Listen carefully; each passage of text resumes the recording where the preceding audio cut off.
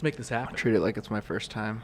Yeah. It is my first It time. is your first podcast. Yeah. So this is your first podcast. I've never done one. Okay. Well, we're making it happen right now. Brandon, welcome to the show. Thank you. Dude, thanks for good to being be down, here. man. Very, Yeah. very stoked we're making this happen. Thanks for having me. We've done tons of work together, hung out in many different ways, but never in this way. We've never sat and I feel like taken a deep dive into all things Brandon. So I'm excited to make that happen Yeah. today. Something I do honestly want to kind of dive straight into is we were talking a little bit before we recorded that, you know, we were both kind of in this phase of trying to kind of reorganize, restructure kind of what things are most important to us and making room on the plate for new projects and all that sort of stuff. What is that? Where are you at with stuff right now? Like I know we're opening the floodgate of like, all right, like we're getting right into it. But like, I mean, what's going on in the world of Brandon right now? Oh, man. I got a lot going on. I just got a new job that is kind of giving me some stability, and that has also opened up a lot more time and freedom for me to focus on my music again. Nice. Okay. I still love cooking and stuff, which some people might know me from that. But music has always been my first love, so it's good to get back to it. Yeah. So I did see you and Former posted something recently. Yeah. So is that kind of what's becoming like the new like prominent thing, or? Yeah. Okay. So bringing Former back. Bringing Former back, still doing Lucky Shot. Actually, so we got booked on a show with Crimson Armada. So it will be Crimson Armada's first show back and Former's first show back. That's and super fun. Hell yeah. Okay. Throw Lucky Shot on it too, so you and So can both play like 2 sets that night. Just make be it tired. happen. Make it happen. Well, dude, like I honestly want to dive into just the story in general of like where music even begins for you, and obviously we'll get into cooking, like where that pops up. But again, like that's a lot of stuff. I feel like I know parts and pieces of your story that I've collected over the years, but Yeah. I don't know the full thing. We've never talked about the actual details. Yeah. So I guess what does come first for you? Is it music or is it cooking? Definitely music. Okay. Music always came. Music was from the womb. Like, Gotcha. Okay. Yeah. Okay. So take me back to that. Like what is like? Did you grow up here in Columbus? Or? No, I grew up in Orlando, Florida. Oh, really? Yeah. Okay. So what's life like growing up in Orlando, Florida? It was great. Childhood was a little weird, but my mom was the reason that I started playing music. She was a musician just like from the day I was born. So she always had her guitar laying around. I would always, mess around with it while I was a kid. And when I turned 12, she decided to give me my first electric guitar. And from then on, it was history. So you were just surrounded by music at all times. Yeah, my whole life. Mom being a musician is pretty dope. Yeah. Like that's because it's she not was incredible just, too. Like it's not just like my parents listen to a bunch of music a lot. Like to have one that is making music is real dope. Yeah, I used to like sit and watch her write songs and stuff. That's sick. Yeah. So was it just pretty early on programmed into you where you were just like, yep, that is what I want to do at some point? Yeah, I don't think there was ever really another option, like for real. It was always music above everything. Even when I was full-time chef, like all I wanted to be doing was play music, Mm-hmm. like be playing music. Mm-hmm. Now, you also mentioned childhood is weird. Yeah. What does that mean? Is that like, and also how do you go from Florida to Ohio? Like, does that happen way later? Yeah, it happened. Okay. I met my wife while I was on tour with Sleeping With Sirens, and she's the whole reason I'm in Ohio now. Gotcha. Okay, so jumping ahead a little bit with Yeah. that. Okay. So walk me through, like, all right, we got, like, childhood is a little bit weird, but we've also got music as this, like, prominent thing that probably is becoming, in a way, like, and I'm saying this from, like, personal experience, when you find that thing that you kind of really, really love or you're a huge fan of, oftentimes I feel like that is our safe space or our escape from whatever the weirdness Definitely. is. Is Yeah. that kind of what that became for you? Yeah, that's what it's always been for me. It's kind of like, no matter what's going on in the world, I can turn my amp up really loud and make noise, and piss my dad off. And so I guess when you're growing up, we've got the music thing, but as we're growing up in Florida, like, I guess, was that just kind of number one goal as we're getting through high school and all that sort of stuff? Was it ever like, oh yeah, okay, I'll go to college to do this thing? Or was it like, the moment I'm 18 or before, I don't know when like it becomes real for you. Like, was it just the moment that I can find my way into a band to make my own music, we're doing it? My first band was probably, I mean, my mom got me that guitar, and I think I immediately started a band. And we were awful, but I was having the best time of my life. Yeah. And from that moment, you know, like from the first time we played our show, it was like a teen night at a VFW, and I knew that like this is what I want to do for real with my life. Yeah. So is that like even through like high school and everything, it was never a question of like the moment I'm graduating, I'm just going to continue to figure out. Well, the moment I got kicked out of high school. Kicked out of high school. What? Okay, how's that happen? Maybe I shouldn't say this on camera, but no, I feel like there's been plenty of years. Was it statute of limitations or whatever? Like, yeah, you're good. No, we unless you murdered a person. No, definitely not. Then please tell that story. We I was hanging out with all the skater kids, you know, and we like to pull pranks and stuff. That was kind of our, especially my group of friends. We had a couple like wild stallions in the group, and one of them we were skipping class, and one of the guys, Dustin, Dustin was insane, first of all, rip, but so we were skipping class, and he got the fire extinguisher from the hallway, and he's like, dude, you won't spray it in the hallway.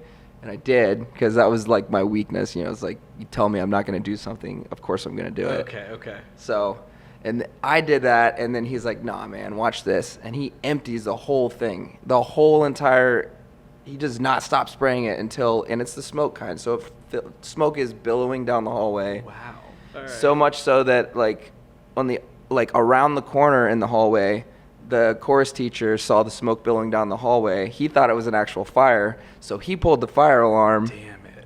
And the whole school got evacuated. It was on the news. And me and Dustin, we kept our mouths shut, but someone else ratted us out. So you get kicked out of high school. Yeah. What happens then? Like, what do you, like, I'm sure maybe at that time, to be a teenager and kicked out of high school, are you like, hell yeah, this is rad? Yeah. Okay. Kinda. Okay. Yeah. I thought it was cool. My dad did not. Right. Yeah. Which is a very fair reaction. Yeah. So I guess what then, what's life after you get kicked out of high school? Is it just like hanging out? Is it going and just getting a job? And is it dad being like, if you're not going to go to school, you got to get a job? Like, what's the balance like? Pretty much a little bit of all of that. Definitely dad was like, get a job. But I also tried to go to college for a little bit. I got my GED and stuff, and like that was super easy for me. And then so I tried to go to college, and I lasted like a semester. I never went to my classes. It was just not, I mean, school was never really my thing. It's just like being told what to do has just never been my thing. I feel that. Yeah. Unfortunately feel that too heavily most I was times. always if he just applied himself, he would be such a good student.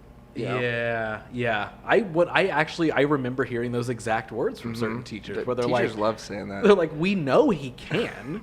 It's just clear that he doesn't. And I wasn't like a terrible student or anything, but like once I remember like once you hit that grade where you're kind of become conscious enough to realize that like all you got to do is do a little bit of remembering and you're fine. I was like, oh yeah, I want to like create and make stuff for a living. I don't care about algebra or whatever this other stuff is, like, or the structure of school. Yeah. To be honest, I feel like that's now as an adult who understands a lot more. Looking back, I feel like even as a kid, my like, I don't know, sense of self or existence like was just rejecting the structure of school in general. Like I don't know if that makes sense or not. It definitely makes sense. It's like it gives you some weird sort of power in your head. It's like I don't have to do what you tell me. Like I got my own shit figured out. Right. Yeah. So I definitely became that like do what is averagely expected student. And my thing was homework. I just hate it, like, because I would like my teachers hated me because I would sit in the back of the class. It didn't seem like I was paying attention at all. I would never do my homework, but then a test would come and I would ace it. So I would get like C's and D's just off of that. And, right. And so teachers don't like students like that. Right. Yeah, it's very fair. Or it's like, why are you making me do all this homework? I already know this stuff. Like, why do I have to like do this arbitrary shit for you? Right. So you found the fire extinguishers You set them off. You get out of school, so we don't have to worry about homework escaped. anymore. Yeah, you got out. You did the classic, like make a cloud and then just disappear, but with the fire literally, extinguisher. Yeah. I like that. Yeah. So keep kind of walking me through like the timeline of what do you do once you're out of school? Like, is it like, do you try to find a way to dive headfirst into, let me get in a band and then start touring? Or is it like, I spent a couple years just kind of having jobs and I tried the college thing and that didn't work and I don't know. Like, it was always a means to the music. Everything I did was, and it still is that way, you know, like it's always for the music for me in my head. And yeah, like that was my main goal. It's like all I wanted was to go on tour and like, you know, be like this rock star dude. And I would even go so far as like I would feel like hungry when I was living with my dad, and I would force myself to be hungry for as long as I could, and I would call it tour practice.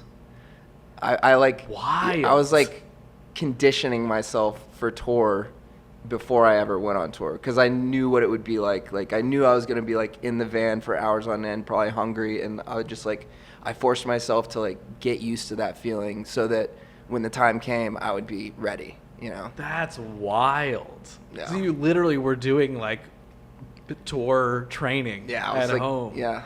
That's crazy. So are you like actively writing songs, jamming with people? Do you form your own band at that point in time? Like, take me to, when does the first like actual band like gig pop up where it becomes, okay, cool, we're really doing this thing, I'm really getting the opportunity here? Well, I'd started a couple bands with some friends, had a lot of fun, played a lot of shows, and then I got an offer to be in another band with these dudes who were kind of like doing a little bit more serious stuff. We did that. That was called We Are Medicine. We put out an EP, played a few shows. Then those dudes went and they started like, they were about to start a band with Dallas Taylor, from the old singer of Under Oath. Okay. And so they stopped doing that. And at the time there was another band, Broadway. I kind of jammed with them for a little bit. Then Nick, their guitar player, left the band and hit me up to start Sleeping With Sirens. And that's kind of when the ball really started rolling. Gotcha. So was guitar always your thing? Or like, obviously I know you do, like you sing and everything now. Like, was that even a part of it from the very beginning, or? Guitar, well, I originally wanted to be a drummer, but okay. I lived with my dad and we lived in a condo, and he was like, you're not getting a drum set in here. So I opted for guitar instead. Gotcha. Okay. Yeah. Okay. But so my mom always had her guitar like laying around her apartment. So whenever I would go over there, I was always messing around on that. And that was the 12-string acoustic I have now. Oh, incredible. You still have that guitar? Yeah. I have two of her dope. old guitars. That's cool. Yeah. So what was, deviating from like band and music talk here, what was balance like for you going back and forth between mom and dad's house, it sounds like, and kind of having one space that like, I mean, we're both supportive of like the musical endeavors, or because it kind of sounds like dad was like, I mean, do your thing, but also what the hell, you got kicked out of high school. Yeah. And then also when you go to mom's house, then it's like, I make music too. And, do you probably a little bit more like a free feeling there to lean into it? Or Yeah. I guess walk me through that dynamic. My mom she was like my cheerleader, man. Like she was like all for it. She wanted that for me as bad as I wanted it for myself. Dad, he was kind of not stoked that I wasn't like this all-American athlete. Okay. Because that's kind of everybody else in my family still like construction workers and athletes, like that's pretty much my dad's side of the family to a T.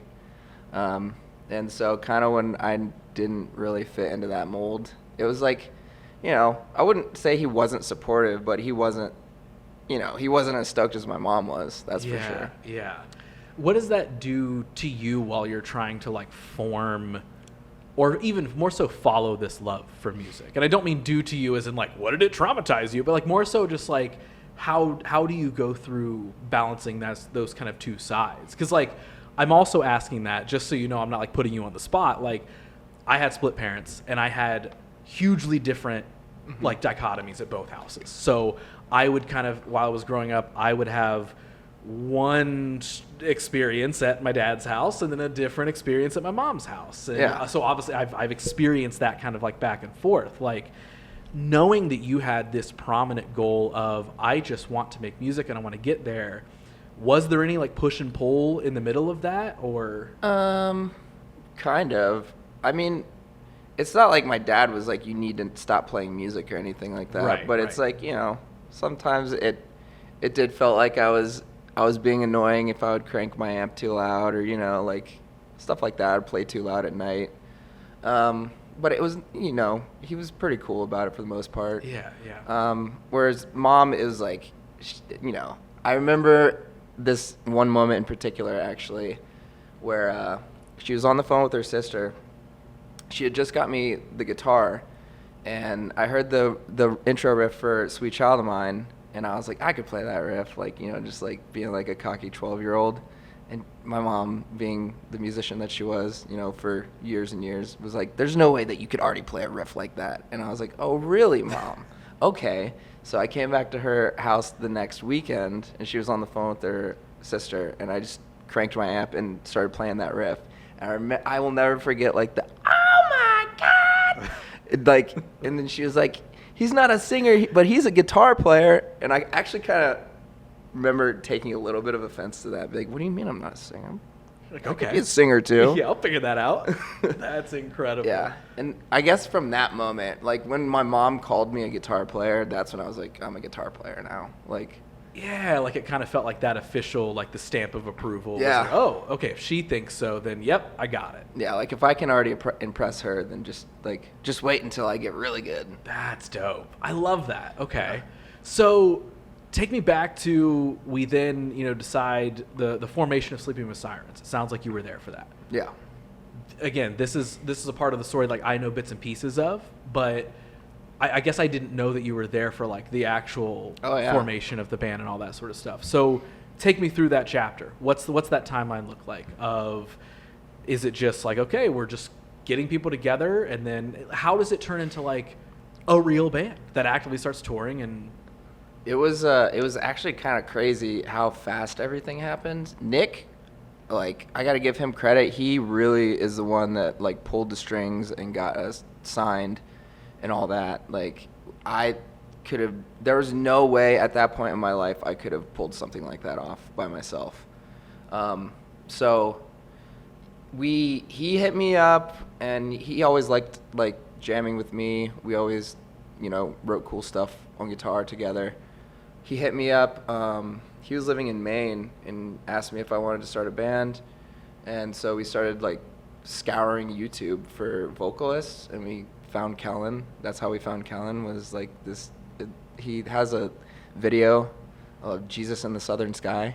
And we saw that video, and actually, so this is where it gets a little kind of dark, but my mom passed away like 6 months prior to this, and she died in a motorcycle accident. I got this really small, like, it was super sudden, but I got like a really small insurance settlement check. Mm-hmm. And I used that all to start the band. Really? I paid for Kellen's plane ticket to Florida from Oregon. I paid for all of our first demos. I paid for our promo pictures, and that's how the band started. That is insane. Yeah. So, I mean, obviously however much you want, but like take me back to like that time frame of like, we're about to start a new band, things are coming together, we're piecing together all this sort of stuff while you're also dealing with something like that. I was just trying my hardest to like push it down, you know, and not, because I knew Nick, but essentially the way it all worked out is Kellen had this other band in Michigan, and he basically invited everybody from that band down to come and be in this band with me and Nick. And replacing essentially everybody we originally had chosen for the band. Okay. So here I was, like, with all these dudes I didn't know, like trying to deal with this super heavy shit and not really having anybody to that I could talk to about it. So yeah, it was weird. And I mean, but at the time, everything was so distracting that like I didn't really think about it that much until we started touring, and I had a lot more time to like think about stuff. But at the time, I mean, those like first few months because we rented this shitty condo in Florida. We had like 2 mattresses on the floor, like 1 couch with a TV, no cable, and we were living off like $5 hot and readies and Mountain Dew. Like it was an adventure. And we were practicing in this storage unit. That's where we wrote the whole first album. It was a trip, man. Do you feel like maybe kind of offset, or like you said, almost kind of distract in a positive way? Yeah, of definitely. Like the loss of your mom. Yeah. But then you're also like, oh shit, but I'm doing the thing, and Yeah. I'm like living the life. Like mom would be proud of me. Yeah. And you're getting to kind of almost pay off the like, hey, I used to starve for a whole day, and now I'm good because I got to wait for 10 hours for this hot and ready to come up at 7 o'clock tonight. The conditioning helped. Yeah.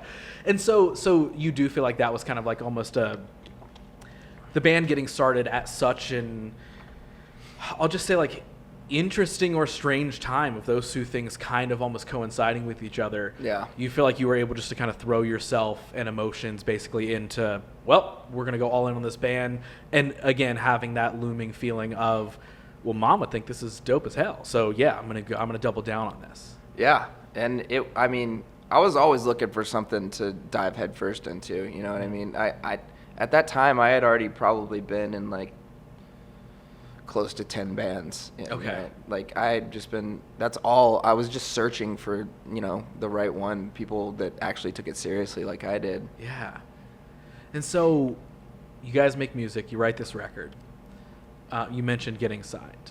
Yeah. Like, walk me through that moment, and also like, what did that feel like? Did it feel like a sense of accomplishment, or was it just kind of at that point another thing on the checklist of like, let's just keep going? Like, well, for me, I was super stoked, It's actually funny because we originally signed with this smaller label called Tragic Hero, and we somehow talked Rise Records into buying Tragic Hero out of the contract. Like, I guess they really liked the album enough to do that, which was cool because at the time, like, there was kind of like this trinity that you wanted as a band. Like, you wanted like Dave Shapiro as your booking agent, you wanted Rise Records as your label, and you wanted Artery as your management. And we got all 3.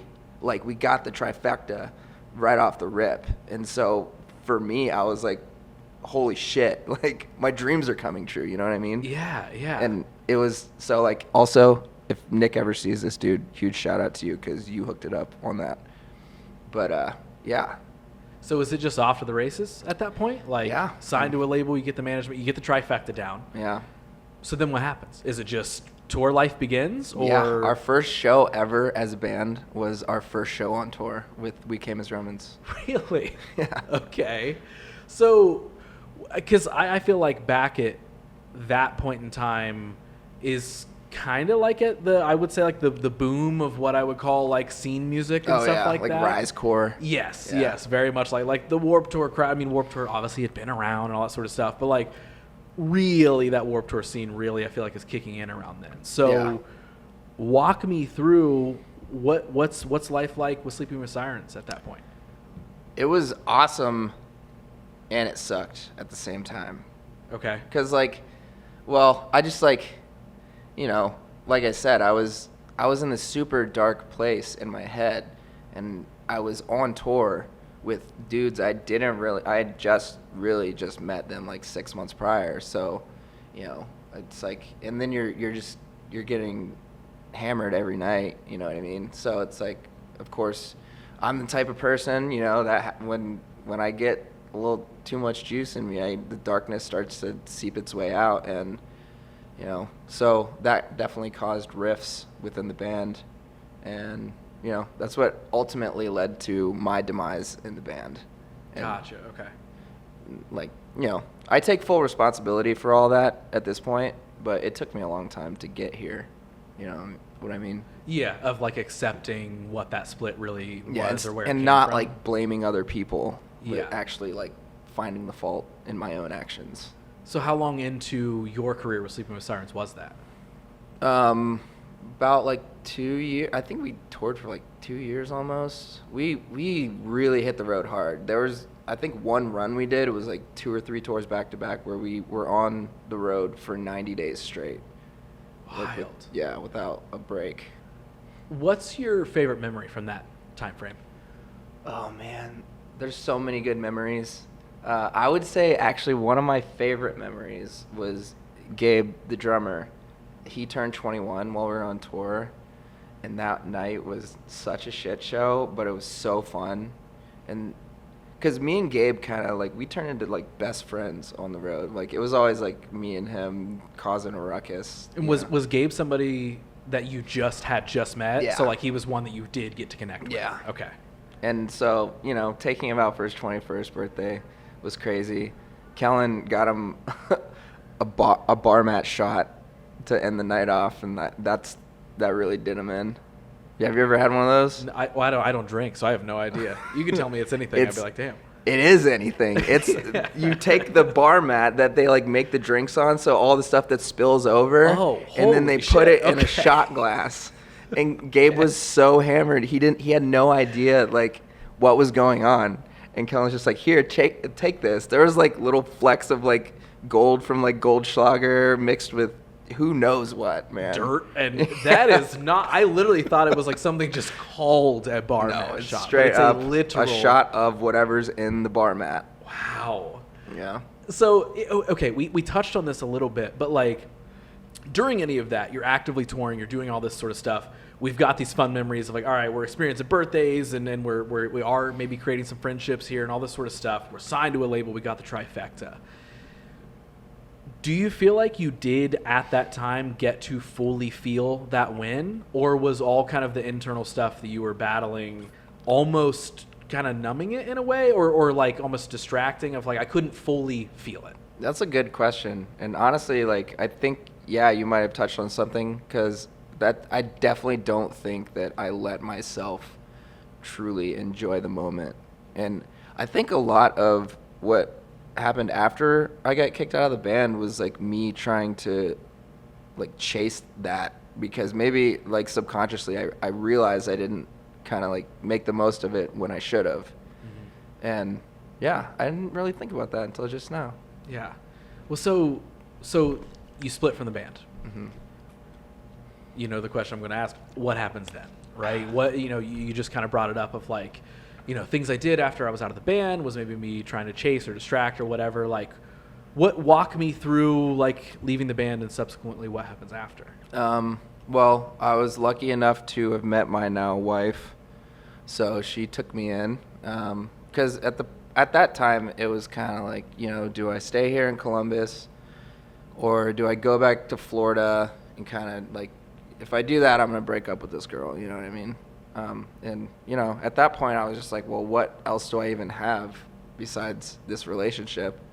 So I'm gonna stick around, see what happens. And so got a job at Chipotle and found my way into a couple other bands. That's when Sode from the Crimson Armada asked me to play guitar for them, and I helped them write that second record. Yeah. Convictions. Okay. Yep. So yeah, that was a fun experience.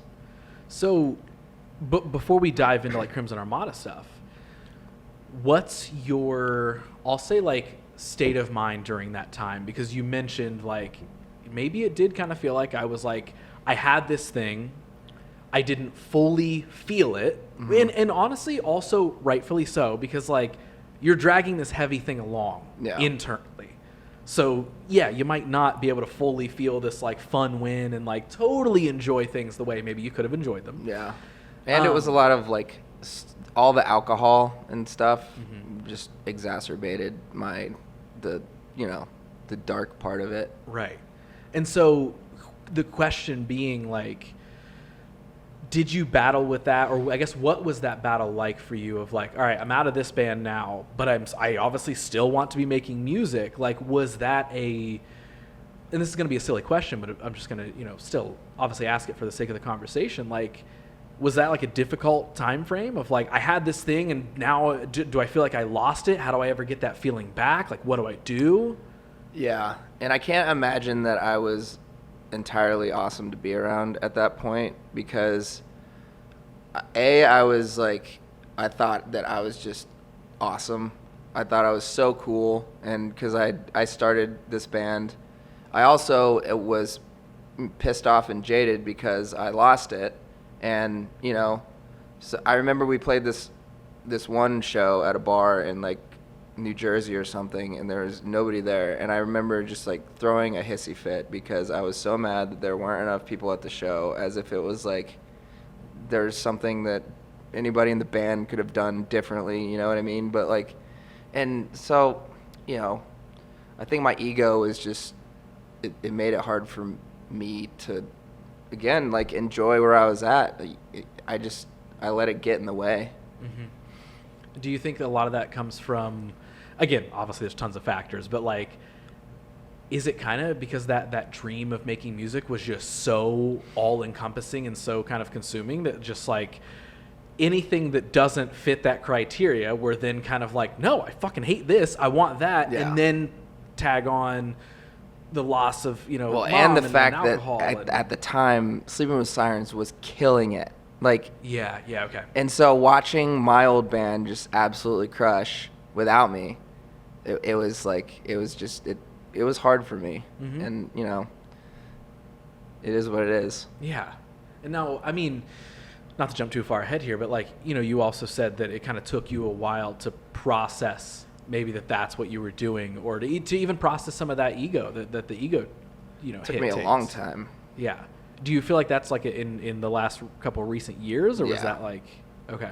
Really, I think that what happened, I kind of went through this process of I think it all happened after I realized that I didn't want to be a chef anymore, and I really wanted to play music. So it is kind of jumping ahead, like, because my ego, it followed me for a long time. I mean, it's still there. It's not gone.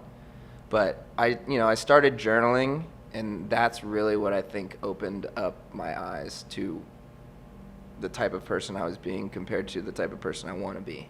Yeah. Okay. Now, so we joined Crimson Armada. We help write the Convictions record. Is that like, does that begin to almost maybe fill some of that void a little bit, or are you still, and I don't want to make anything sound negative, but like, are you almost like creating out of anger or something of like, I need this thing back, or was it like, hey, hell yeah, here's my next thing? I don't think it was either, because I mean, I never really felt like Crimson was mine. Yeah, okay, that's fair. But I was just contributing, which I was grateful for, and I got to do some cool vocals and stuff, which I did not expect. But ultimately, I don't feel like the fan base of Crimson was ready for that. But no, I was just trying to have as much fun as I possibly could. I don't think I was trying to make it any deeper than that. Okay, yeah. So, and then how long does Crimson Armada, like that time period, last for you? Well, so we went on a few tours, and then I started touring with the City Lights guys. I was doing both for a while, but I think that Crimson wanted somebody that was more, with their head in the game for that, and not kind of split between two projects, which is fair.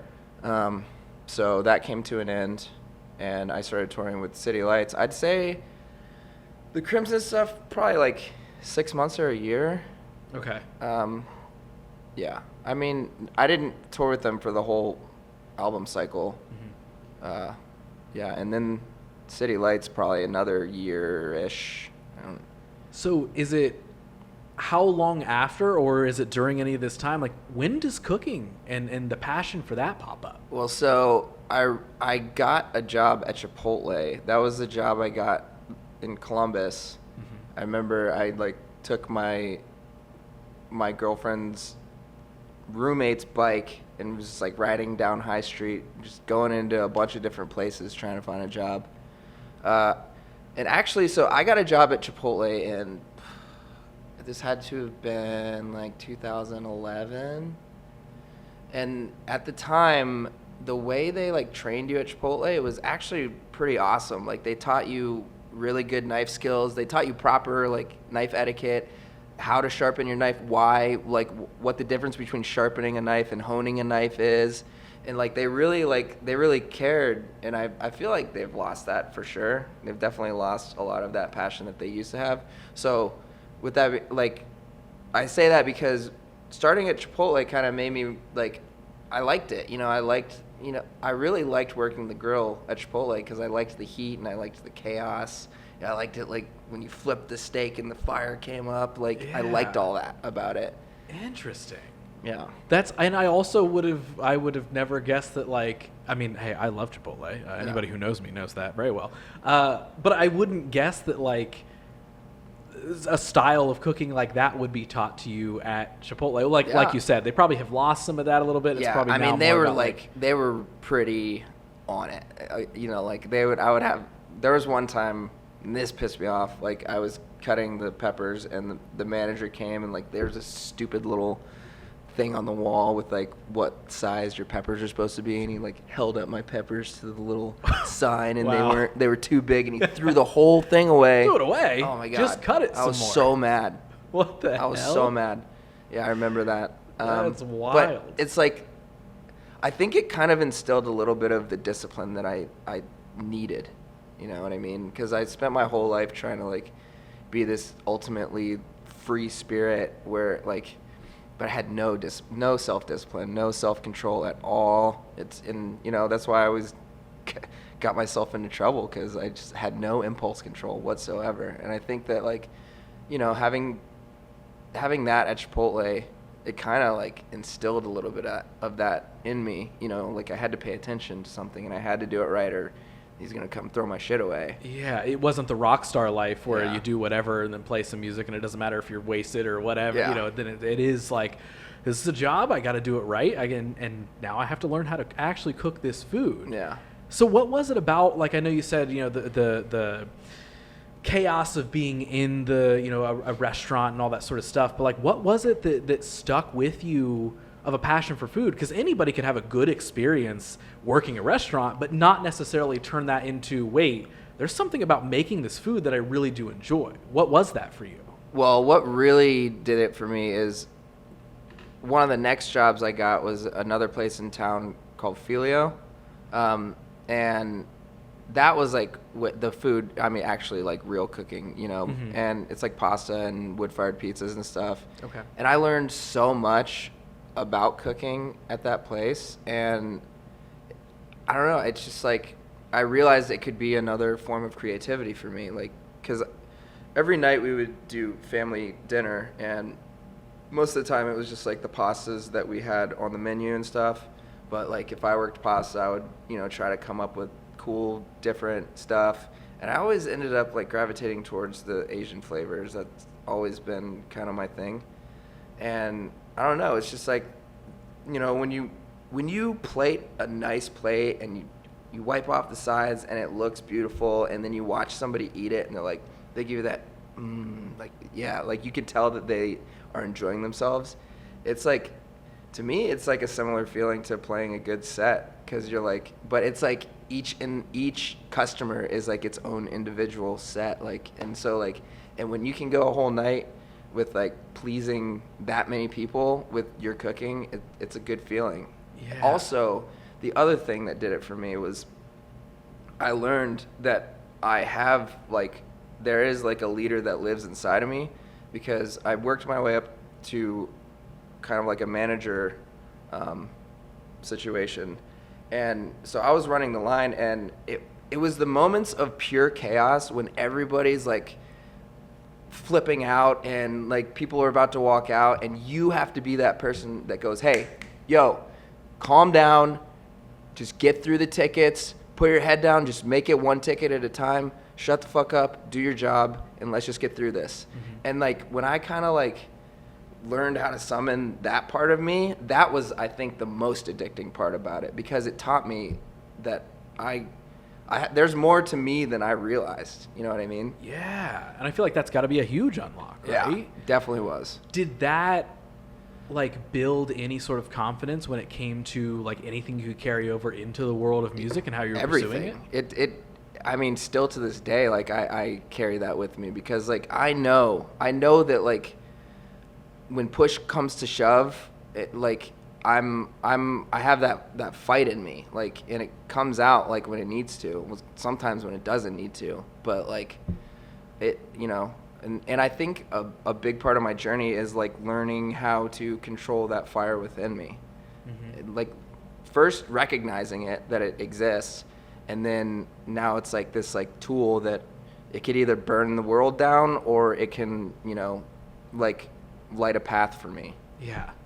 Now again, I might be jumping ahead a little bit, but when does is it Nandan? Yeah. When does that become a thing? Like, when do you create that? What leads to the creation of that? Is that like you're in between music projects, or is that like, was that after the original formation of Former and everything? Am I jumping way ahead? Yeah, that was a COVID thing. That was that recent. Yeah. For some reason, that feels like it was like in 2016. Yeah, it was a whole nother lifetime ago now. Okay, so I guess before we get into Nandan. Yeah. Crimson Armada, City Lights. Yeah. Where do we go from there? I went to culinary school. Well, I started Former. Okay. I did that for a while. We went on tour with Beartooth, and it was awesome. Mm-hmm. And I don't know, I just kind of had this like, I was turning 30, about to get married, and well, I did get married because I remember it was on our honeymoon where I was reading Kitchen Confidential on a train in Spain, going from like Barcelona to Valencia, and there's a part in the book where Anthony Bourdain is essentially like, if you're thinking about going to culinary school, you shouldn't. And that, again, it's like one of those things like, don't fucking tell me what to do, Anthony Bourdain. In a book. Now I'm gonna go to culinary school because you told me not to. And so I just made the decision and I did it, and it was like an everyday for 2 years thing, so I didn't have time to do music or anything anymore, and I truly thought that like I was done playing music. Yeah. And honestly, like it's crazy in retrospect to think that I ever actually thought that about myself, just knowing how deep music is like ingrained inside of me. But I thought that, if you're 30, you can't make it in the music industry anymore. You're too old. That's what they always say. It's like, if you don't, and I told myself, like, if I didn't make it by the time I was 30, I'm going to like find something else to do, because I need to like provide for my wife now and all this and all that. It's like, also like, if you're trying to provide for somebody, cooking is not the best way to make music or to make money. Like, just throwing it out there. Okay. It's not the most financially rewarding career path that you could choose, that's for sure. Now, I feel like during this time frame is where you and I meet, right? Because when Former... We met when Former was a thing. Yeah, because we filmed some music videos, did some cool stuff with that. I think... Holy shit, I kind of forgot. We filmed your wedding, right? Yeah. Yeah, we did. We did all the stuff for your wedding. Great. I somehow forgot that. Yeah. So yeah, that's, kind of when then, we meet, and that's when I become kind of a little bit familiar with the story and everything. But like, walk me through like what I'll call maybe chapter 1 of Former during that time. Because like you said, you get some cool tour opportunities. You're, dropping, songs and all this sort of stuff, which are still to this day, in my opinion, very good songs. Thank you. I still love that EP, like Burn in Hell, Super Salt, like all of that was really, really good. And in fact, I think we've talked about that since then, because I feel like I referenced like the CKY thing where I was like... Yeah, I still think about you saying that, how really? You thought that Former would turn into like a heavier CKY. Yeah, and I don't necessarily remember what it was, but I was just like, this just gives me like if CKY got heavier and a little bit different. That's tight. I really like CKY, so I take that as a compliment. But so kind of walk me through like chapter 1 of Former, because we obviously know we get to the point where it's like, okay, culinary school, I think I'm going to go for food. It's turning 30. Former isn't taking off in the way that I wanted. Which, in retrospect, it's like, I think about it sometimes, Former was kind of taking off. Yeah, and that's kind of what I'm asking is like... we got a placement on like a sick Live Nation playlist on Spotify, and we like, yeah, we were getting a ton of plays on Spotify, and I'm sure like if I would have just kept it going, it probably would have done something. Yeah. But do you feel like it almost at that time, I'm going to assume some things, but like, I assume maybe there was a little bit of burnout at that point in time of like, I've done this since high school. My whole life, life, man. yeah, It's yeah. a lifetime of like hoping that I could be a rock star one day. You know what I mean? But I think that was my ultimate downfall is like I was doing it all for the wrong reasons. You know what I mean? It's like I can try to lie to myself and say I wasn't, but at the end of the day, like I wanted to be like that rock star dude, you know, like I had it like this idea of what it should be in my head, and it never turned out to be exactly what I wanted it to be. And I think that's really what led me to the decision of being just like, I'm just going to go to culinary school then, because like nothing ever turned out the way I wanted it to right when I wanted it to. It's and yeah, I mean, that's just a testament to like, you just got to stick with it, especially like when things get hard and you don't think you're moving. That's usually when things are about to happen, I feel like. Yeah, I mean, I feel like that's a totally fair assessment too, of like, again, like you said, an entire life of having ups and downs and almost moments and trying this and trying that and all that sort of stuff. Of course, like there's going to be the feelings of jadedness and burnout, and while still hope of like, I want this to work, but also like, I felt that with plenty of things that I do where I'm like, fuck this. Like, why don't I have the thing now? Like, Yeah. I've done so much shit. Like, why did I not just have the thing? But it's always those moments of like, oh, well, okay, it's also the cliche, like, well, it's also kind of about the journey too. So what Yeah. if I just kept making the thing and doing the thing because I enjoy it? You should. Rather than expecting something from it, Yeah. right? And usually it's like the time like when you like you feel like you've put all of this work into it and you've made all this progress, but you just like can't get over that like the hurdle. It's usually that's like the universe testing you to be like, how bad do you want this? You know what I mean? Yeah. Are you willing to like do whatever you got to do to get over this hurdle? Because and then once you do, it's usually like that's, you know, you that's a milestone most times. But I just don't think I was self-aware at the time. I don't think, honestly, when I think about it, I don't think I was ready for Former to be successful at that point in my life. I just wasn't mentally prepared. And I feel like that is a huge thing to be able to acknowledge. Like, anytime anybody can acknowledge, like, man, when I thought I really, really wanted that thing, I'm kind of glad I didn't get it. Yeah. Because I took this alternate route of better finding myself to now figure out what I want current day. Yeah. And it's like I would always get a taste of it, and then I would do something to like self-sabotage. And I think that was me telling myself like, you know, you're not ready for this yet, and maybe there's something better in store. Who knows? So what happens with culinary school? We take off. Is it just like, did you try and balance Former and school? No. Or was it just like, hey guys, all right, Former's done. Yeah. I'm going off to culinary school. Yeah, that's pretty much what I did, which, you know, I probably could have made it work, but at that time it was like I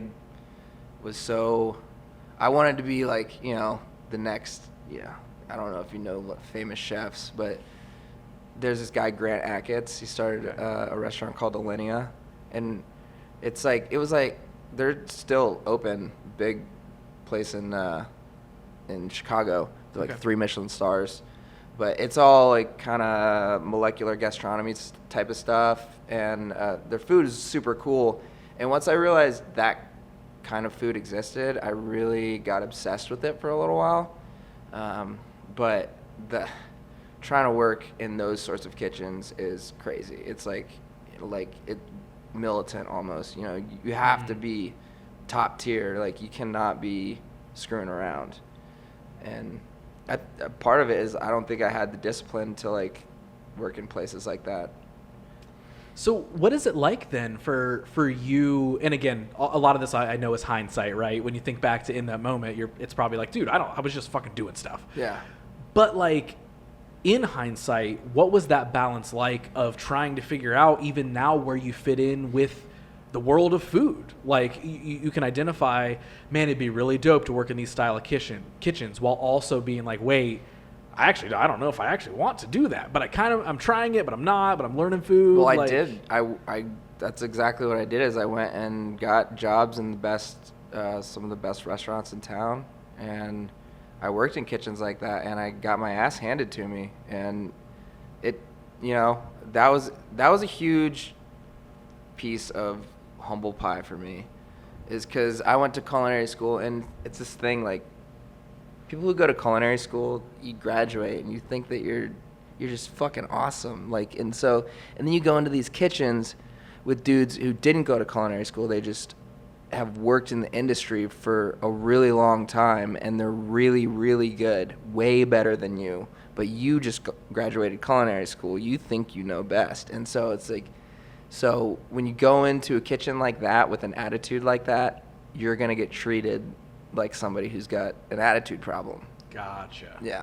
So, and again, I don't mean this negatively, but do you feel like almost those pieces of ego that we've kind of talked about this entire time, you feel like you carried that now into the world of food, into these kitchens? I definitely did, and it definitely got squashed right out of me. Okay. Like, that's the thing, is because, like, there was a lot of moments, but I remember one time I was working at Watershed, and they told me to scrub the mop closet, like hands and knees scrubbing the mop closet, and like I remember I was bitching about it, and one of the sous chefs, he's like, dude, this is all part of cooking. He's like, taking out the trash, like emptying the fryer, mopping at the end of the night, that's all part of cooking. It's not just cooking, like it's not just like putting shit on a plate and making it look pretty and taste good. You like, this is all part of it. And that's kind of like a philosophy I carry with me with everything I do now. It's, you got to do, someone's got to mop the floors, someone's got to do the stuff like that nobody else wants to do if you really want to make stuff work. So you got to do your homework too. You can't, it's not all fun all the time. Mm-hmm.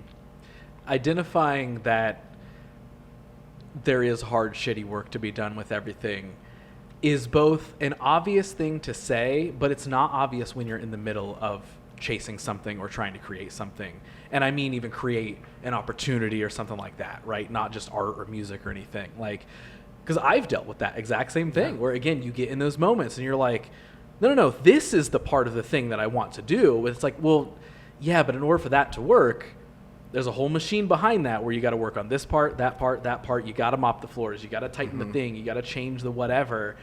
And it's hard sometimes to be in the moment and want that, like, the top level result so bad where you're like, well, this is what I'm aiming for. So why in the world would I have to do these other smaller secondary parts? When it's like, well, they're not secondary parts. They're just all the steps of getting to the main thing. You can't just like look at the top of the mountain and jump and be there. You have to climb all the way up there. What do you, and I'm asking this because I think similarly sometimes, what do you feel like it was for you that almost kind of kept that being a prominent feeling for you? Because so far in the conversation in the story, I feel like we've had that reoccurring thread of like, I started doing the thing and I wanted the thing so bad, but then I realized there was these other parts with it and I was like, fuck those parts. Yeah. What do you feel like it was for you that kind of made that maintain for a while? With the cooking, or I'm kind of like across both cooking and music, because there's like those similarities there of like, I want the thing, I'm getting there, but why the hell are these other parts, like, why is it not just working? Like, why am I not walking into either this band and getting signed and it works, and why am I not walking into this kitchen and I'm the top chef and I'm doing this? Why am I being asked to scrub the floors? Like, I think part of it, honestly, is I'm a little bit of an emotional masochist. I get like, I kind of like that emotional kind of torture. Like that's what kept me in the kitchen for so long. Is it's like I thrive in the chaos. And as long as I'm learning, that was the whole thing, is like, people could like yell at me and tell me when I'm doing stuff wrong because I'm doing it wrong. And I at least have enough self-awareness to like, if you if I fuck something up and you told me I did, like, I'm gonna be like, oh yeah, I definitely did. Mhm. Sorry. Yeah. But then like try to learn from that. And that's the thing is like, I love like when I notice myself getting better at stuff. Kind of like I've kind of developed this philosophy where I look at life as a video game, and like I'm like a sim, and whatever I'm doing in the moment, like I'm there's that little like skill bar that levels up over the sims, and I'm always thinking about that. I'm always like, you know, and when you do the hard thing, you get more experience points, and potentially you get better loot at the end. You know what I mean? Mm-hmm. So, and that's kind of always been my thing, is like, I like to just like, I don't like to not be the best. And so when people are challenging me constantly, it makes me want to keep coming back and like prove people wrong, you know, and be like, I will be the best. Yeah. What was the most chaotic story that you have from your time in kitchens? Oh man. Okay. One time when I was working at Filio, this new kid had started. He was a busser, and a lot of the dishes we had, what we would do is like cook stuff in hot oil in the pan, and then you would take the hot pan with the hot oil in it and put it in the bus tub, and like just so that it wouldn't spill anywhere else. And there's this kid, he started like 2 days prior. I told him, came to pick up the pans, and I was like, hey, be careful, there's really hot oil in those pans. He's like, okay, and takes them out of the pan and dumps them hot oil all over his hand. Wow. And he just like drops everything and starts screaming, and I'm like, I was in the middle of cooking, and at the time I was running this one kitchen by myself, so it was just me in there, and this kid just melted all the skin off of his hand. I remember he went over to the sink, and he had a towel, and he wiped it, and all of the skin on the top of his hand came off with it. Oh, and I was God. I looked at him, and I was trying really hard not to like freak out and make him freak out even more. Right. So he did that, and I was like, oh, okay, yeah, that's a lot worse than I thought. You might want to go to the back and like, so I like finished up, and then I ran to the back and like helped him kind of bandage it up, but that was pretty crazy. Holy shit. I wasn't expecting a Freddy Krueger hand story out of that. That is insane. So, okay, going from skin melting off of a hand back to your real story, how does Nandan pop up?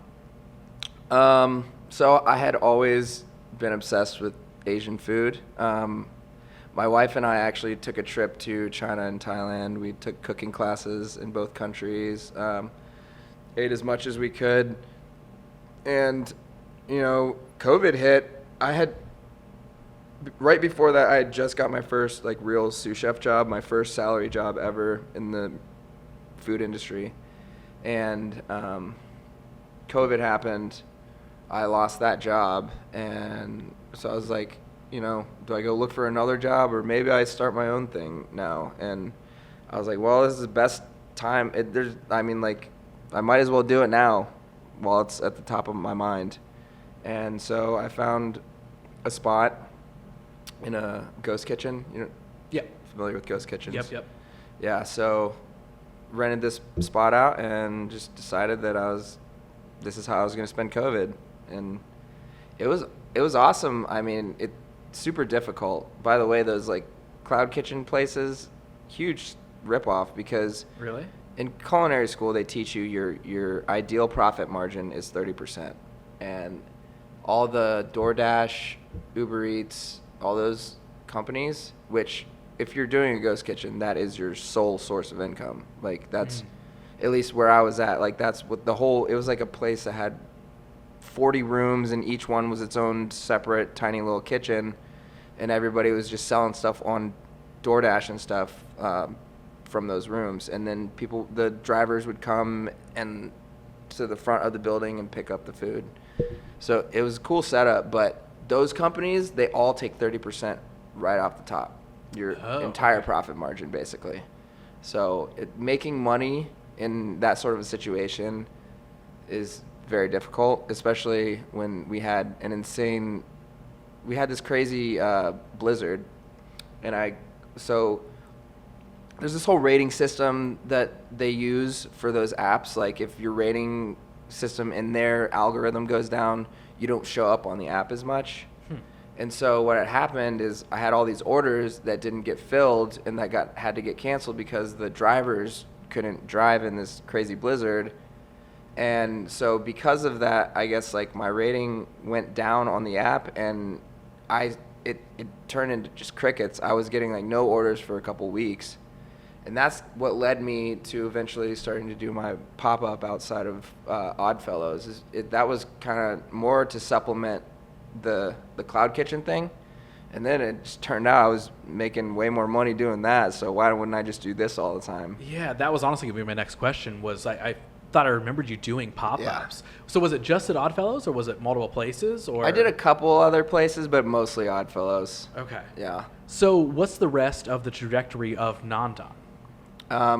I mean, after that, it was just I did the Oddfellows thing for a while, and then I just got so burnt out because I was doing everything myself. Mm-hmm. I had a couple people that came and worked for me, but I couldn't keep their employment consistent because I was hardly paying myself like at all. I was really just breaking even most of the time.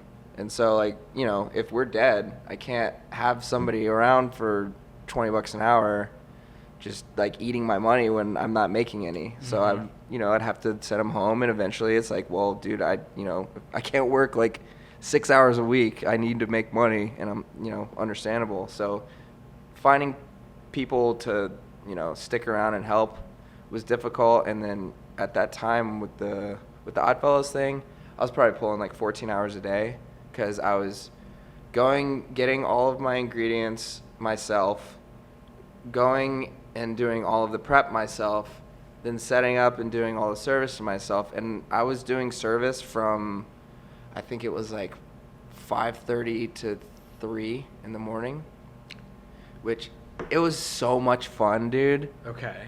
I was having a blast doing it. I was just like drinking High Life and cooking noodles for drunk people outside of a bar. It was awesome. Yeah. But it's just draining. So when that moment of burnout hits, like, was it kind of a really slowly then all at once thing? Did you know it was starting to creep in for a couple months and you were like, I'm probably going to be transitioning out of this at some point soon? Like, it was like, so they would always play music on the patio, and I would during the dead times, I would just sit there and listen to the music and just imagine myself like playing on stage again. And just like the music bug was just hitting me again. And I knew ultimately like what needed to happen. Like I needed to stop cooking and start playing music. Or I didn't have to stop cooking to do it, but in my brain it's like I'm very like all or nothing. And so in my brain I was like I need to get back to the music, and I think I have to quit doing this to be able to do that. Was there a sense of like, and it could be neither, but like loss or excitement when you go from, okay, I'm going to switch gears out of not only the food world, but also like an entrepreneurship world back into music? Or was it the excitement of like, you know what? Hell yeah, time to make music again. Well, the music thing was a super slow burn for me for a while. I did get an opportunity to go on tour with this guy, Lil Lotus. It's kind of like an emo rapper out of LA. I did that tour. It's obviously not like the type of music that I was playing before, and that was a fun experience. But after that, I didn't really do any, like I didn't know anybody in the music industry anymore, or I was like so irrelevant that nobody took me seriously. And I didn't really go to shows in Columbus or anything. I didn't know any of the local artists, so I felt pretty lost for a while. So I was just like, and I got rid of I had an iMac with like a whole home studio setup. I gave my wife my iMac to use at her salon. I just got rid of like basically everything except for my guitars. And so I had to rebuild my whole rig. It was a whole journey just to even get back up and running to like try and make music again. Mm-hmm.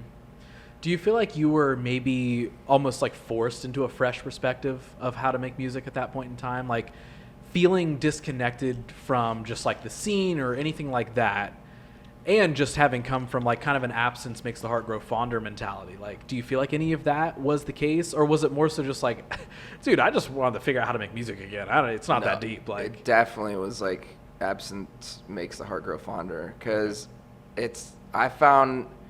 I realize now, music, like, I am a musician. I will always be a musician until the day that I die. Like, until the day that I die, there will not be a moment where I'm not playing music anymore. Like, I won't do that to myself ever again, because it's like, it felt like a piece of my soul was ripped out of my body, and just like, it never came back until I let it back in. Mm-hmm. You know what I mean? Now, this probably has a piece of what you just said in it, but if I were to ask you, like, what does music itself mean to you? What would you say? Well, I can get a little esoteric with it too. Like, my brain tends to go there. Like, I think music is one of the most potent forms of magic in the universe, because I think, you know, if you break stuff really like super far down, everything is vibrations. And, you know, what are you doing with music? You're manipulating vibrations, and you can literally manipulate reality. Like, the right song can start a movement, you know what I mean? And so for me, music is something, it's primal. It's something that humans have done probably before they could even like speak language. I think, like, music for me it's my blood. Like, it's everything, you know what I mean? And that's why it was so weird for me to think about even thinking about giving it up. Because to me, it's like, and it's like, my connection to my mom, you know, it's so many things to me. Yeah. You literally answered my next question, and it was going to be like, do you feel like music is that like main connection that you still have to your mom? Yeah. Yeah. And it's also like, sometimes it's weird. It's almost like I feel like part of the reason I still want to write music, it's like I'm like sending out messages that hopefully she can perceive in some way or another. You know, it's like my way of communicating with her. So I absolutely love that. Also, I'm a super emotional person, so you're literally about to make me cry with that answer. Don't cry, man. So I guess like we reintroduce ourselves into the world of music. We decide, all right, did the Nandan thing, did the food thing. Let's get back into music. Almost a new scene in a new world, kind of, that I almost don't know how to navigate.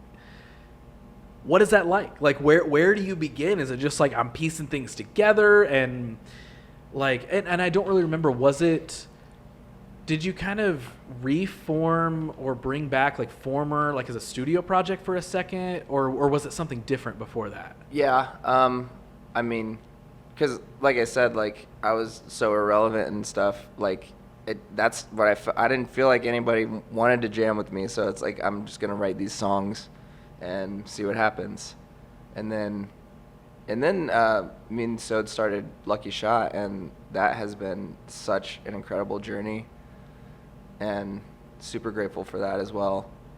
Sode kind of pulled me out of the mud a little bit, and with the music stuff, like he forced me to get back out there, and you know, gave me opportunities to play shows again, and I'm super grateful for that, because like, you know, now the ball's rolling again. And to touch on like the navigating this whole, like, because the music industry is so much different now. Mm-hmm. It's completely different, and it's like I didn't know where I fit in anymore. I still don't know if I fit in or not, you know.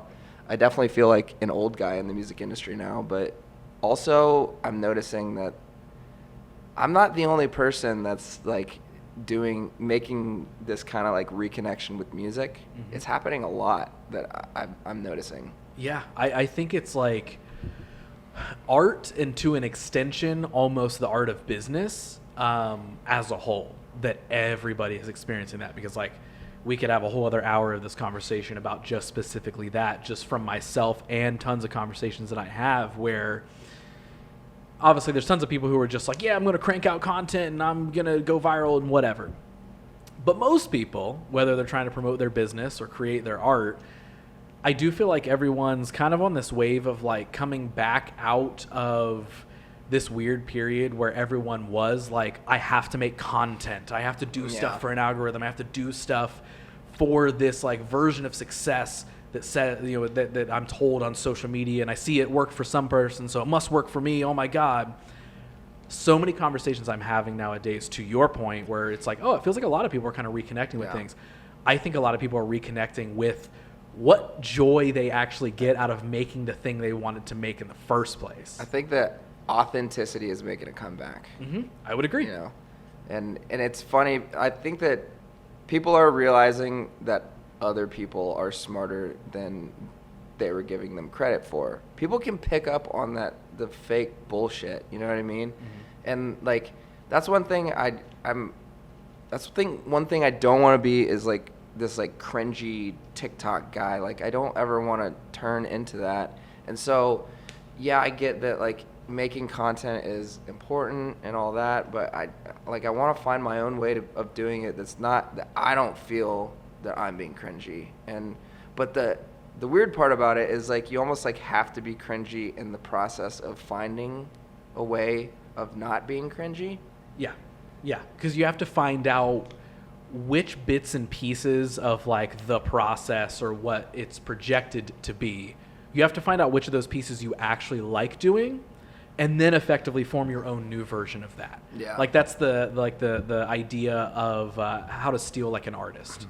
Is like, you know, it's like, okay, take one thing from, you know, 4 or 5 of your inspirations, steal something from each of them, but then effectively ball it into something new, and there you go. There's your version. Yeah. And I feel like... And the more you do that, like, the more it becomes you and not them. Right, you know what I mean? Right. Because, again, you know, with my own journey of creating and sharing and all this sort of stuff, like, there's been moments where, like, I've dipped the toe into, like, well, I should probably make content like this out of my creation, and then I'm like, I fucking hate that. Yeah. And then there's other moments where I'm like, I guess I should make this content. I'm like, you know what? I actually didn't hate that version of how to share or promote my thing. Yeah. So I'm going to hang on to that one and then mold it into a version that better suits me, that better suits my authenticity or my vulnerability that I want to share. Yeah. So then it's like, okay, I don't have to do it in a copy-paste way that everybody else is doing it.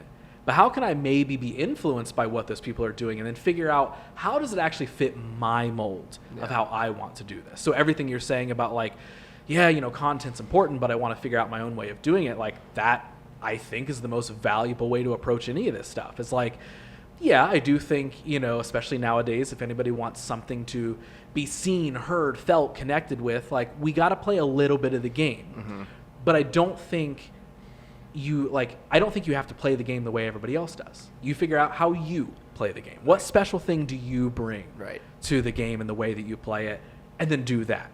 I feel like I stubbornly do that, where I'm like, I'm so stubborn of like, that's the part of me that doesn't like to be told what to do, that pops out, at least in the form of creation and social media, is I'm like, literally when I see trends, I'm like, I'm never fucking doing that. Fuck that. I want to do my own thing over here. Because it for some reason, like, almost aggravates me so much where I'm like, you expect me to do that? Even though no one's saying that, right? It's just an internal monologue where it's like, oh, you should probably do that. Copy what they're doing. And I'm like, no. I'm going to take a little bit of that, and I'm going to do my own thing with it over here. Yeah. It might not get the same numbers, but so what, dude? How do I feel? At least I don't feel like a, you know, like a shill at the end of the day, you know? So through all of this, you know, we started this conversation being like, all right, we're adding new things to the plate, and some new things are, you know, becoming prominent things that you want to focus on. And, you know, the project Former is coming back to focus for you. Where would you say like your relationship is now with not just maybe creation like we were just talking about, but making music again? Well, what's awesome is, so I decided I didn't want to do cooking. Like, I realized that when I was kind of sitting outside of Oddfellows and doing that whole grind, I realized this really isn't, like, I would rather be playing music than doing this. And I didn't really want or know how to make money playing music or creating my own music. So I devised my own escape plan, which was to try and break into the tech industry, which it's in and of itself was a whole journey. Took me like 2 years and 1,200 applications, but I finally landed this job that I have now, just doing IT for a software company, and it's given me time and money to focus on music, and I don't have to like think about trying to make money off of my music. Now I can just make music for the love of making music, and it has been incredible. You know, now, because I don't have that pressure looming over me of like, how am I going to pay my bills doing this? Now I have a way to pay my bills. My wife is happy. You know, our mortgage is paid, and I still get to have my own studio space and make music and make whatever I want. Nobody can tell me what to do, which is like the best part about it. Is like, I'm not trying to make music to like, you know, get signed to a major label. Not that I would like, you know, given the right circumstances, I'd probably still say yes. But of course, yeah. Yeah, but like, I don't have to like that. I don't have to aim towards that in the creation process. I can just have my art be my art and let it be whatever it wants to be without these like expectations. How does it feel to be making music maybe for the first time without that pressure and expectations? Like, for you, how does it feel? It's freeing, man. It's awesome. It's like kind of like if I could see if my 16-year-old self could see me now, they would be stoked. And for a long time, I wouldn't have been able to say that, you know? And I think my wife said that to me once. Like, she said that about herself. Like, if my 16-year-old self could see me, she'd be super proud. And at the time, I was still working in kitchens and stuff, and it made me think to myself, like, wow, like, if I said that about myself, I don't think it would be true right now. And that kind of, I think that was like a huge like turning point for me. That's kind of when I realized like I need to do something about what's going on in my life, because I'm not happy where I'm at. Mm-hmm. Looking back to your journey up to this point, what do you feel like the biggest personal lesson is that you've learned out of everything? That self-awareness is a superpower. Like, because, you know, one of the biggest things is like, to be successful in the music industry, you have to be a good hang. Like, you have to be able to hang out with people and not piss off people with huge egos, because those are flying around all over the place. And you have to just like be cool, be actually cool. You can't like pretend to be cool, because people sniff that out and they're like, this dude's a poser. Like, you have to actually be cool. And at least for me, like, it took a lot of self-awareness and me like a lot of journaling. That journaling has been a huge thing for me, because, you know, you start to analyze situations, especially when you can write them down and read it back to yourself and be like, this happened, and now so and so doesn't want to be my friend anymore, and like, fuck so and so, but I did this. So really, is it really fuck so and so, or is it like fuck me for acting that way and making them feel that way? Because and then you do that over and over, and you're just like, wow, dude, like, I really was not awesome to be around in those years, you know? And that's why, like, for me, and now I can like notice those feelings, those old feelings coming up in me, but I can stop myself and be like, no, that you should not say that out loud. You should keep that to yourself right now, because this is not going to help the situation. Yeah. And so like, having that self-awareness has been a huge superpower for me. It's just because like, I know on the inside I can be an asshole, but not everybody has to hear every single opinion that I have about everything. You know what I mean? If future Brandon, we're going to play pretend, could show up right now and share something with you, what are you really hoping that he's telling you? The future is sick. The planet hasn't exploded. Yeah. We're Things not are all cheaper. dead. Yeah. Things are cheaper, and also Former's dropping a bunch of music. It's great. Yeah. On the flip side, and I don't mean this in like a butterfly effect, like changing the future, but just more so for the sake of like a lesson learned and advice. If you could go back right now to any point in your life and share something with younger Brandon, where would you go and what would you want to say? Well, there's a few things I could say. One thing I would say is buy that Bitcoin. Yeah, for real. Yeah. Hey, while you're back there, can you go find little me also and let him know? Yeah. There's actually a moment in like 2014 where I got like a royalty check from Sleeping With Sirens, my first one ever, and I was gonna drop some money on Bitcoin, and at the time Bitcoin was like, I think it was like $60 a Bitcoin or something, and I was about to drop like a decent amount of money, and I had this neighbor.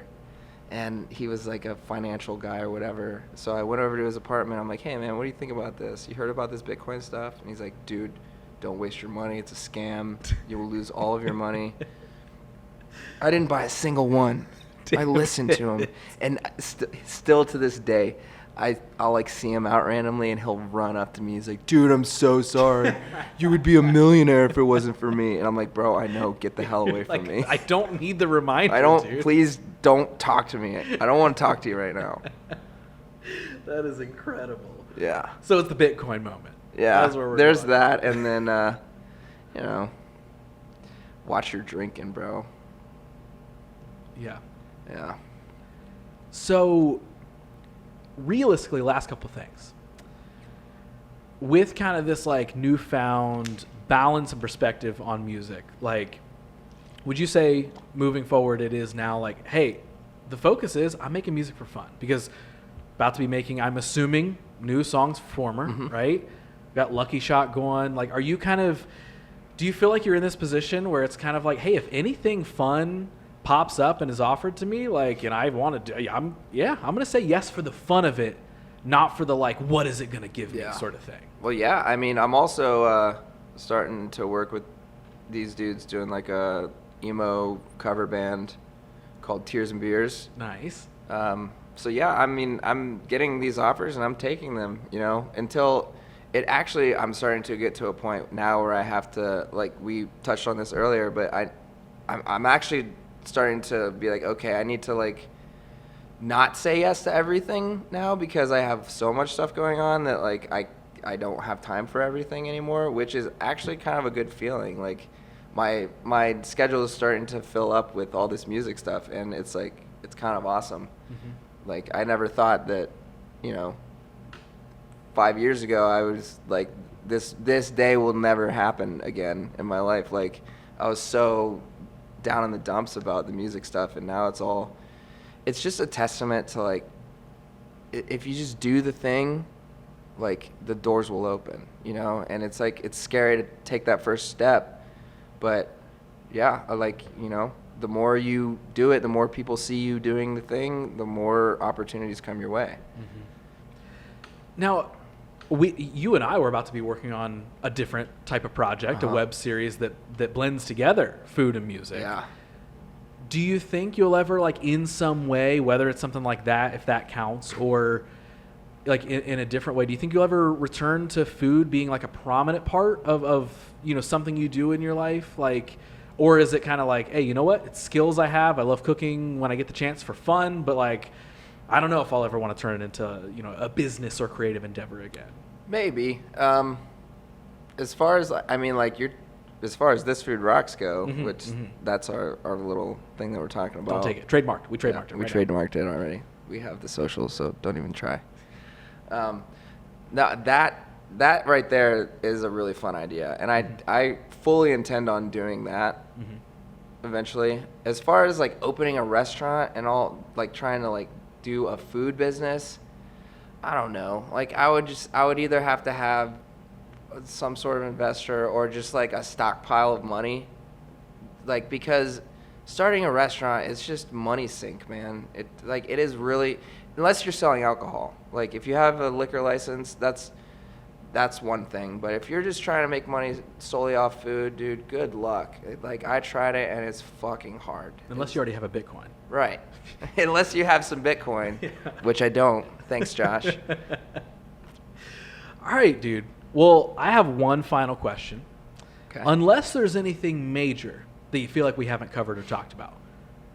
I don't think so. Nothing big, like no secret murders or crazy stories or other melted hand stories or anything that you're like, dude. Well, I got a couple melted hand stories. A couple melted hand stories? One time I put my hand in the fryer when I worked at PJ's because I was like 21 years old and my shift started at 11 p.m. Like purposely? No. Because you wanted to get out of there, or by accident because it was By 11 p.m. accident. and you were like, holy shit. Well, I was kind of tipsy at Okay. work because I was 21 and I went to a party and then I went to work and I was trying to get a chicken finger out of the fryer and I forgot that the oil was hot for a second. So you have also melted your hand. Yeah, not as bad as that. Kid, though. It That was doesn't insane. yeah, that sounds like a complete degloving at that point. Yeah. Well, in that case, I have one final question. I end all these episodes with the same question, so now it's coming your way. Okay. So right now, we're going to play pretend one more time. And I want you to pretend that everybody everywhere in the entire world is listening to you speak. So we get this one big movie moment. You got a live mic attached to everybody. And you get this time to share one thing with everybody. What are you telling them? And what do you really, truly want them to hear more than anything? Do the thing you want to do, not the thing that you think society expects of you. Do what makes you happy because you have one life, and when you get old, you don't want to regret not doing the thing that you wanted to do. Dude, this was a blast. Yeah, it was. It was awesome. I cannot thank you enough Thanks for having me. Yeah, man. Thanks for being down to be on the show, share all the stuff, take the deep dive into the life and story of Brandon. I'm stoked we got to make it happen, man. Same, dude. So we've got some musical endeavors happening right now. Obviously, you're on this new creative journey. Before we officially say goodbye, do you want people to go seek those things out? Where can they find any of these projects on social or Spotify or whatever it may be? Like, where can people go? Yeah, so the band's called Former. We're Former OH on Instagram. Also, Lucky Shot Band on Instagram. We got a show coming up June 7th with the Crimson Armada at Ace of Cups, and it's going to be pretty sick. So you should get some tickets now because I have a feeling it might sell out. And realistically, by the time this comes out, that show might have already happened. Oh. So you better be paying attention. Well, then you should. If you weren't there, then what the hell's the matter with you? Yeah, why did you miss it? Yeah, what the hell, man? Way to go. What the hell? Yeah. Brandon, dude, thank you so much, man. Thank you. We did it. We made a podcast. Yeah, we did. We made it happen, dude. I appreciate you.